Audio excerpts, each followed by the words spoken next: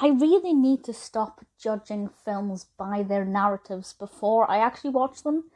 I've been familiar with the Guys and Dolls soundtrack for about 15 years, ever since I started to go to like amateur dramatics and things. And I loved the soundtrack, but I never watched the film because why would I want to watch a film about gambling? It's not my kind of thing. Having seen the film, I can confirm that it is definitely my kind of film. It is amazing. And I'm not going to say it's one of my favourite musicals, but it may be in the top 20. It was released in 1955, directed by Joseph L. Mankiewicz, and stars Marlon Brando, Gene Simmons, Frank Sinatra, and Vivian Blaine. And as I said, I was very well aware of the soundtrack and not the narrative. I kind of had a rough idea of what it was about because of the lyrics, but actually none of the scenes in my head from the songs were actually what was on screen. So it really was completely not what I was expecting, and in the best way possible. The description from IMDb is as follows.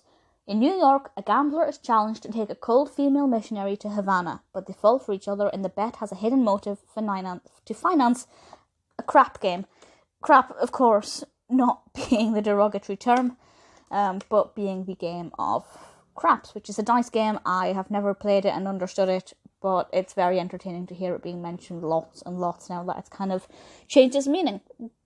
The film centres around Sky Masterson, played by Marlon Brando, and obviously he is fantastic. And he takes this woman, Sarah, this missionary, on a date for a bet. She doesn't know it's a bet, of course, and he seems quite sly and conniving. But actually, very quickly, I grew to like him a lot and found him very likeable, very easy on the eye, of course, but also very pleasing to watch. He had some really interesting mannerisms, the way he spoke, the way he carried himself, the way he interacted with others. Just an absolute delight to watch.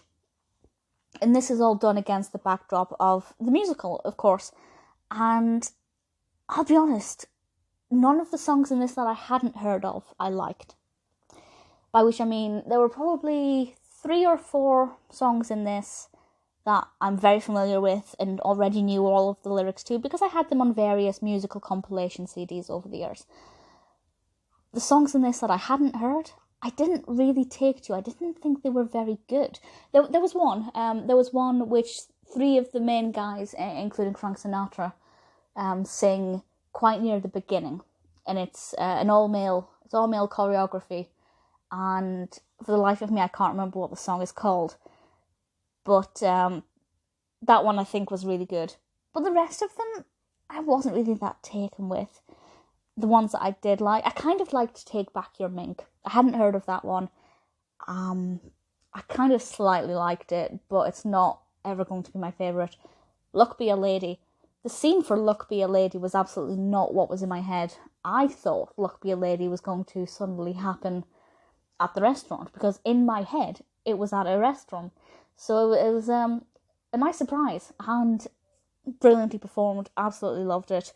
The same with Sue Me, and the one I loved the most was Sit Down, You're Rocking the Boat.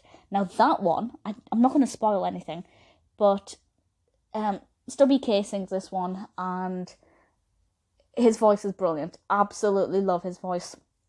He plays the character nicely, and the way this song comes about is absolutely not how I ever could have envisioned that this song was going to happen, and I love it. So the songs that I do like, I really liked. The choreography in this is wonderful. There are some quite elaborate scenes, particularly street scenes where you have a lot of background dancers. It's very intricate, very detailed. The costumes are incredible, both the standard kind of everyday costumes and the costumes worn by the showgirls, particularly the little kittens. Very interesting costumes.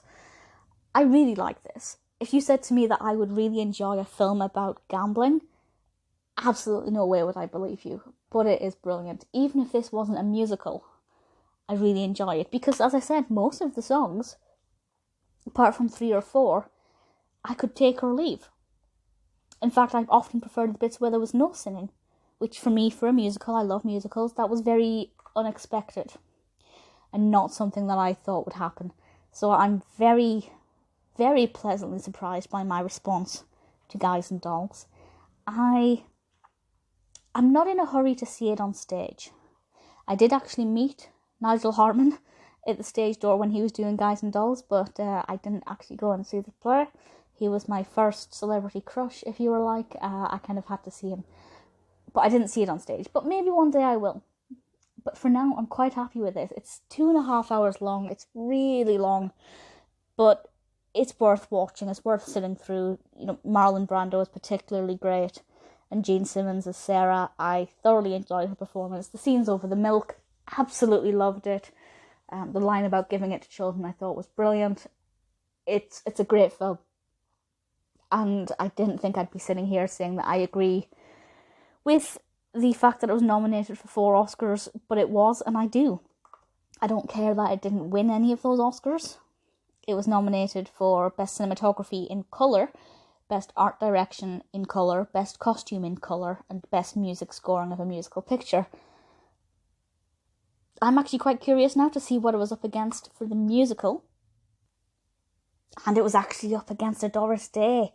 It was up against Love Me or Leave Me, which is a Doris Day and James Cagney film. It didn't win that. It was up against It's Always Fair Weather, Daddy Long Legs, and the winner, Oklahoma. I can see why Oklahoma won. Tough year for musicals there. Guys and Dolls is brilliant. Didn't think I'd be saying that. Definitely give it a watch.